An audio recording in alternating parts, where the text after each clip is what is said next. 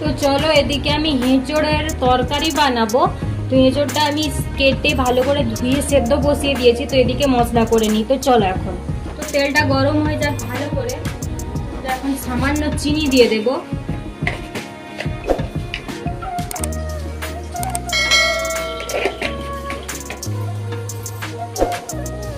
তো পেঁয়াজটা এবার দিয়ে দেব, লাল লাল করে চিনিটা ভাজা হয়ে গেছে।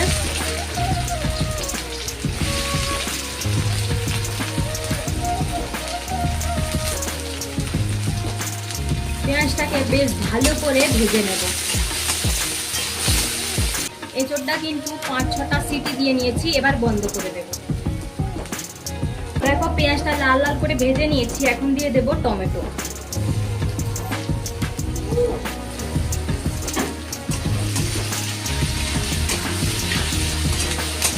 টমেটোটাকে একটু নেড়ে চেড়ে নেব, কিছুক্ষণ ভালো করে ভেজে আদা রসুনের পেস্ট দিয়ে দেব। তো টমেটোটাও বেশ কিছুক্ষণ ভেজে নিয়েছি, এখন দিয়ে দেবো আদা রসুনের পেস্ট।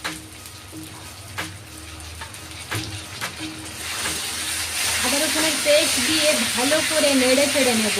বেশ কিছুক্ষণ মশলাটাকে একটু ভেজে নেব, এতে করে কাঁচা গন্ধটা চলে যাবে।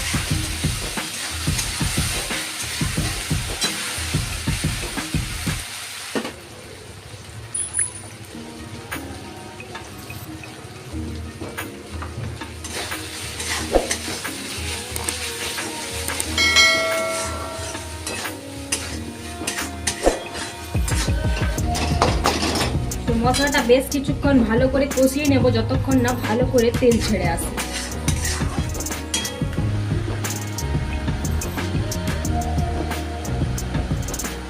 তো মশলাটা ভালো করে কষিয়ে নিয়েছি, এখন দিয়ে দেবো এঁচোড়টা।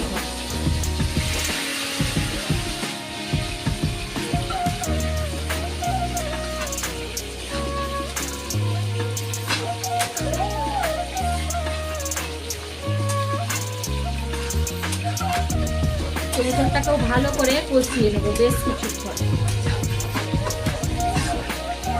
তো চলো এঁচোড়টা হয়ে গেছে, এখন নামিয়ে নেব।